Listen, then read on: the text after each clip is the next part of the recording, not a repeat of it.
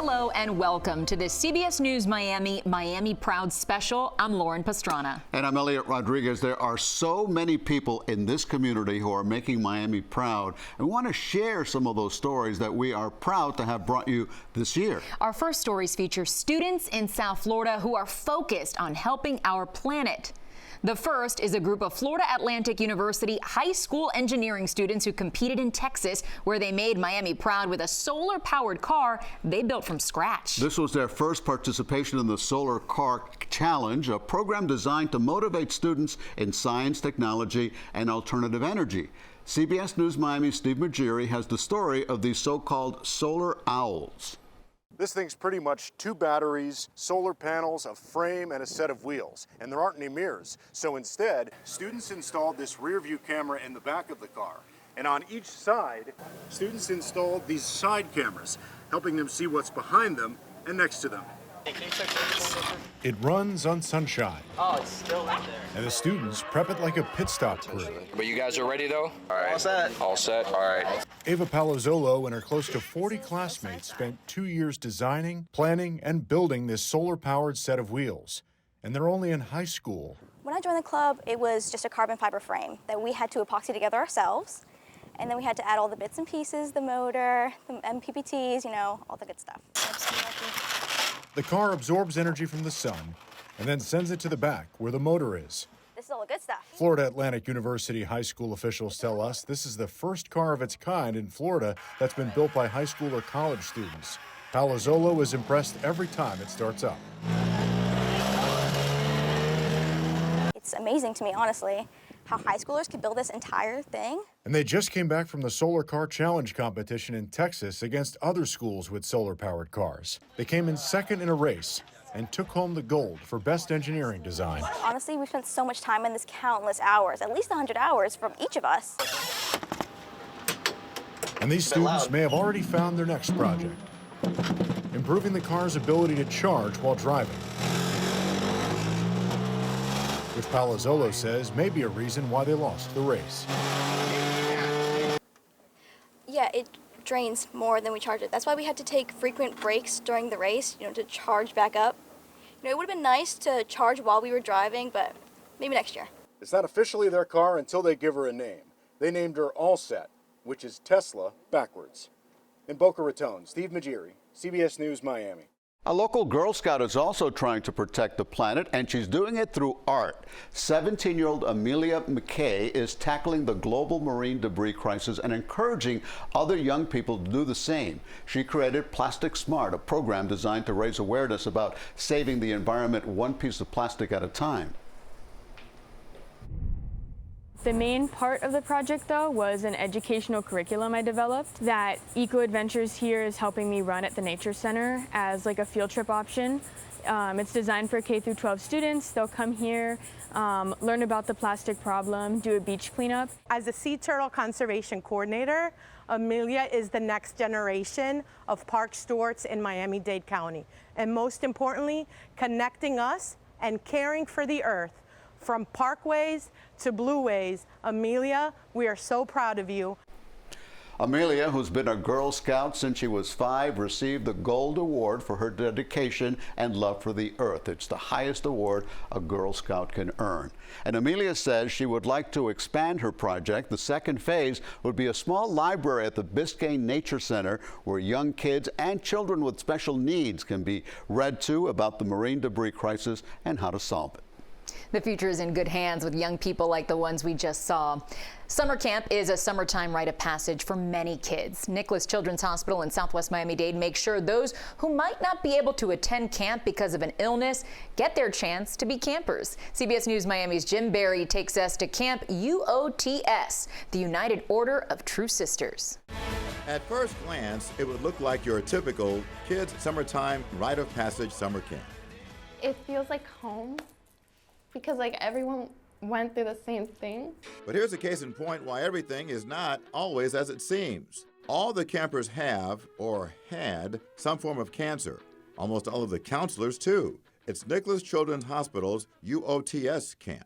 12-year-old Fernanda Betancourt, diagnosed with leukemia at 3 years old, has been in remission for years. She gets choked up, recalling her favorite camp memory so far. We all sat in a circle outside by the swing, and we were all saying like our experience, and we all started like crying. It was so, but it was special because we all connected. And UOTS Camp is a 7-day sleepaway camp at Barnes Park in Miami. It's for cancer patients 7 to 17 years old. It's run by the doctors and nurses of the oncology department. And this doctor is special. Dr. Athena Pefkaru, or Dr. P as the kids all call her, brought Camp UOTS to Nicholas Children's in 1991. At that time, patients weren't allowed to go out and about. Here, they get some semblance of normalcy, just being a kid, monitored by counselors who are survivors themselves.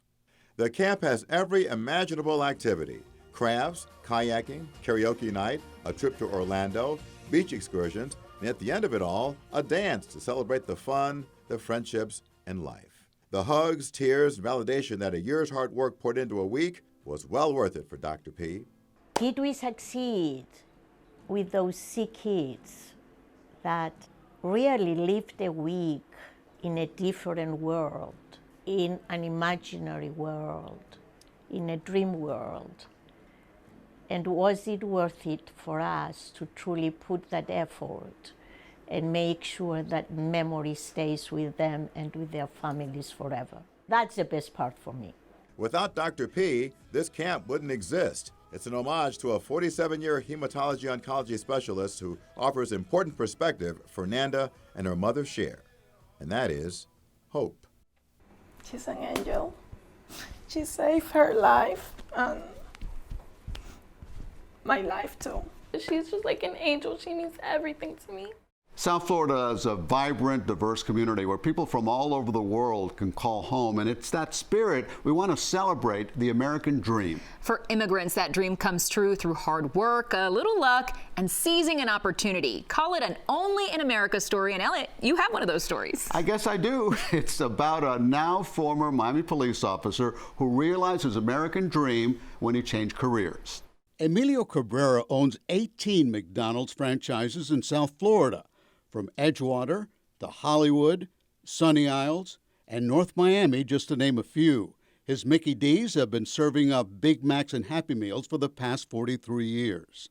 Hello, my name's Emilio. I'm the owner. How can I help you? Why are there so many officers here? Well, the McDonald's is working with local police departments.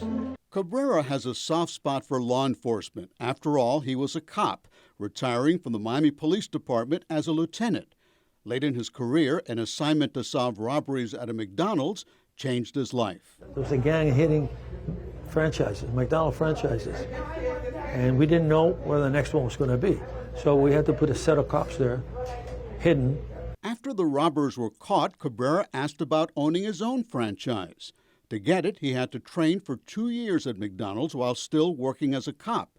Strapped for cash, McDonald's helped him with financing to buy his first franchise in 1983. They sold you a restaurant.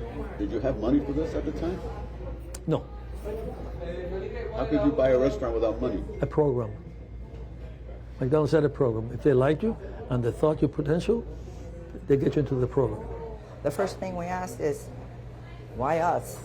You know, is this possible? I mean, his goal was a police career, and we were on that path. So this was a completely different path. Grateful for the opportunity, Cabrera pays it forward by hosting veterans, teachers, law enforcement groups, including monthly Coffee with a Cop events. It's a nice place to come down. It's quiet, air conditioning, there's a clean bathroom. You know, you just get off the road for 10 minutes and cool down. He's never forgotten where he came from, being a City of Miami officer, and trying something else. There's nothing wrong with that. I've been here 27 years. We have to also think of another chapter of our life. The Cuban American is a source of pride for his children, who are an integral part of the business. I find that his accomplishments, both in the police department and at McDonald's, have been incredible, especially for first-generation immigrant. I didn't build this, and my husband didn't build this, my brother didn't build this. This was built by my mom and dad. And this was many years of ups and downs, many years of that they're not going to give up, that we need to make this work. While he learned the secret to success, Cabrera still doesn't know the secret to the sauce. Do you have a favorite item on the menu? Yeah. What is that? Big Mac. You're a Big Mac guy? Yeah. No Quarter Pounders? No, Big Mac. With a secret sauce that they still haven't told me what it is. Okay, full disclosure, I worked at McDonald's for a summer when I was 14 years old. The job helped me buy my first car. And like Emilio, I was never given the recipe for the secret Big Mac sauce. Oh man, I was gonna ask. We have something in common. Prom is an event to remember for high school girls, but not everyone can afford that perfect dress. That's where Becca's Closet comes in. Just ahead, how that organization is putting smiles on teens' faces while honoring the memory of the teen who started it. And you likely know the name Rita Case. While her name is synonymous with cars, as you'll see next, her giving spirit is what's really making Miami proud. Welcome back. We'd like to celebrate a couple of women who are making a name for themselves in their respective industries. One is a woman who is making history in the legal field. But first, when it comes to cars, the name Case definitely stands out. With 16 dealerships across multiple states, Rick Case Automotive Group has a long history in our community, and Rita Case has been there, making Miami proud since the very beginning. I know, I really appreciate you guys. Of course, anytime. Rita Case wears many hats, literally and figuratively. She's the president and CEO of Rick Case Automotive Group, a generous philanthropist, and now a cover model. She's the 2024 Time Dealer of the Year. It's the most prestigious recognition. It's across all brands. All 17,000 dealerships are reviewed for the opportunity to be one person. One dealer is chosen in the United States every year for the past 55 years as the Time Magazine Dealer of the Year. No other award for auto dealers matches this award. Rita has been around cars her entire life. Her parents owned a repair shop in California and then a Honda dealership where she worked even as a child. She met her husband Rick through the industry, and together they built a lasting legacy and a name for herself as someone who is changing the car selling game. Most dealers back in the 60s, 70s, and the 80s, even the 90s, really were family owned and operated. So you became a dealer basically by getting the franchise, which were men. 99% of the dealers were men. It's been a slow transition for women to be even leaders in the auto industry. She supports many causes, including the American Cancer Society, the Boys and Girls Club of Broward County, Pay Center for Girls, Rick's Bikes for Kids, and the Souls for Every Kid initiative, which recently provided students with brand new shoes. I could go on and on about the philanthropy and my commitment to helping anyone that's willing to help themselves with a hand up. And it starts with education. Great color. I absolutely love this color. And Rita is a willing teacher and mentor. Adrian Bono is the general manager at Rick Case Honda. Being a woman in automotive, it was difficult because in all the other stores, it was kind of like they wanted to make a man out of you, in other words. And when I came over here, it was kind of different. Adrian describes Rita as wickedly brilliant. She says she's been a constant cheerleader who is truly invested in everyone's career success. I think that in your career, you always need somebody to emulate and something, somebody to look up to. And I had Rita, which showed me a totally different approach to the automotive industry and really made me feel that being a woman is a superpower. Breaking barriers is what I've always done. And you build confidence with education. So if you want to break barriers, no matter what they are, man, woman, no matter, just educate yourself. That gives you confidence in your field. Once you have confidence, then you can challenge yourself to take risks. Rita says while the cars have changed a lot over the decades, the business has not. It's still all about people, and she says she loves people. And Lauren, while Rita Case has made a name for herself in the auto industry, Sharice Morgan is doing the same in the legal field. She's the first black woman to be elected president of the Miami-Dade Bar Association in its 108-year history. The organization is the county's largest lawyer network. As president, she connects lawyers to resources that help the greater community. She feels she has a duty to serve and hopes that others see that they also have a responsibility to pay it forward as well. I hope that people are reminded of the significance of service. You aren't simply put here as a lawyer to go to work and then to go home. you do have an obligation to help people, to make the world better, to leave every space that you've entered better than when you came. To continue making Miami-Dade County a better place, Morgan says everyone must get involved. So she's encouraging anyone with an interest in law to get connected to the Miami-Dade Bar Association. Whether it's prom or the holidays, our next two stories highlight the people who are making those moments magical for kids and teens in South Florida. Yeah, one is the story of a 16-year-old, Rebecca Kurtman, fondly nicknamed Becca. During her freshman year at Nova High School in Davie, Becca launched a drive to provide prom dresses and accessories to girls who couldn't afford them. Tragically, Becca died in a crash in 2003. Now, more than 20 years later, her dream is still alive. Photojournalist Adam Spunt takes us to Becca's closet, where hundreds of girls were dressed to impress this past homecoming season. But first, Dream Studios in Pompano Beach is trying to add a little holiday magic for military families and kids living on military bases. The studio produced a television film version of the children's book, Pomp, Snow, and Circumstance. CBS News Miami's Trish Christakis gives us a behind-the-scenes look at how the magic happened. This book come to life. That's what children of military families will witness this holiday season. Bringing all the artists in from around the world here to Dream Studios. We're filming in front of green screen. We're filming in front of LED. The characters animated on the book coming off the pages onto the stage. Neil Goldberg, the author of Pomp, Snow, and Circumstance and producer of this show, grew up in a military family. So it's his passion to give back, especially to the children. I was one of those children that was looking for outlets that didn't necessarily exist when I needed them. So anything I can do to facilitate sparking the imagination of young people is something that I'm passionate about. Artists and performers like these two travel from all over the world to bring these characters to life. Goldberg has an ongoing relationship with the Armed Forces Entertainment. For years, they've been sending artists to bases for live readings and shows for the kids. They make sure that children and families at bases around the world are entertained and can celebrate just the way we do here at home. Since the performers can't travel to the bases this year, kids who love the book will be able to watch and be inspired on the big screen. The greatest reward that I've received are the letters and the notes from the children on military bases that they send after they hear the book reading, after they read the book. Well, here at Dream Studios, you can quite literally transform into anything. Reporting in Dream Studios, I'm Trish Christakis for CBS News, Miami.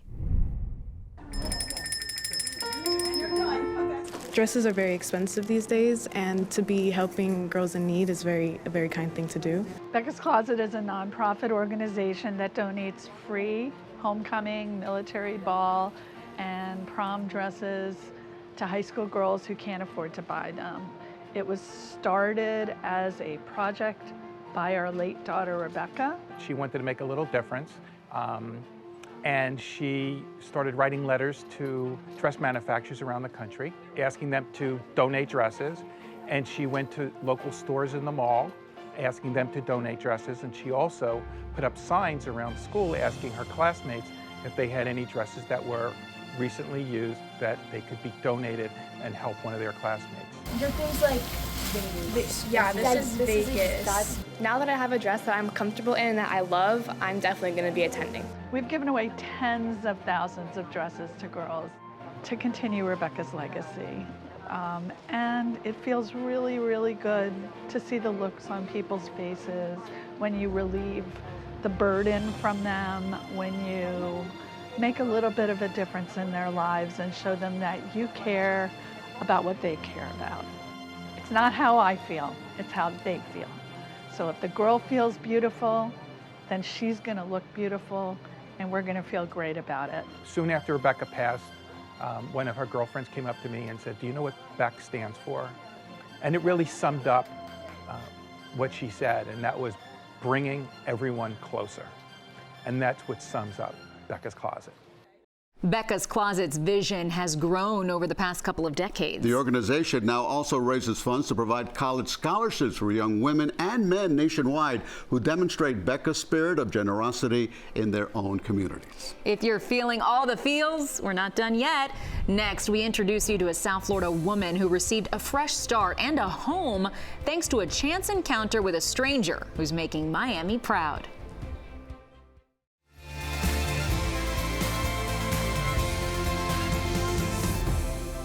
We sure have enjoyed this look at some of the people making a difference in South Florida and making Miami proud. And right now I want to share another story that will touch your heart. We first brought you this story in January. It's the story of a local family who got a fresh start in life thanks to the kindness of strangers, led by a very special and giving South Florida woman. CBS News Miami's Maribel Rodriguez shares how it all happened. You're amazing, and thank you. It's tears of joy for Lakeisha Webb as she thanks the stranger who saved her life. I've been going through a lot. Me and my family, we've been homeless for the last couple of months, almost like a year now. But that all changed on December 13th when fate brought Jennifer Little and 35-year-old Lakeisha together. When I got out of the car, I approached her and she looked up at me and kind of sat up straight, and I said, "What's going on?" And she said, "I can't afford to live anywhere." Lakeisha was sitting in a Fort Lauderdale Publix parking lot with her 3 young children when they met. From the very beginning, she had, in her own words, absolutely nothing. Because unfortunately, on the days when she couldn't come up with the money to stay in the hotel, they would lock her out and put all her stuff outside, and then people would steal their things. So she literally had nothing. Jennifer, who is a photographer, says she knew she had to help them. So she posted this picture on her Facebook page and created a GoFundMe and shared Lakeisha's story. We've raised money to get their her Florida ID, her birth certificates, all the things that got stolen. They're now back. She's in a brand new place, brand new to her. It's got furnishings, it's got all the basics. People have donated this dining room table, the couch, beds, linen. She's got a fresh start. She really has a fresh start. What just happened? I got the place. I got the job. Yeah! You excited? Yes. Oh, anything else you want to say? Thank you. A fresh start for Lakeisha and her children, thanks to the generosity of a community and the special woman, Jennifer Little, who opened her heart to a stranger in need. I needed that push. Now I feel like, okay, I'm one step ahead. Like, I can actually, I have a second chance. Like, I'm ready. Wow, what an incredible story. Jennifer says she could not have done this alone and thanks all those who helped her change Lakeisha's life. And in a full circle moment, Lakeisha got a job at the same Publix where she and Jennifer first met. And we hope you enjoyed these stories as much as we did. You can see these stories and the ones we couldn't fit in at cbsmiami.com. We also look forward to sharing some of your stories. So if you know someone who is making Miami proud, tell us about them. Email us at miamiproud@cbs.com. On behalf of all of us at CBS News Miami, happy holidays.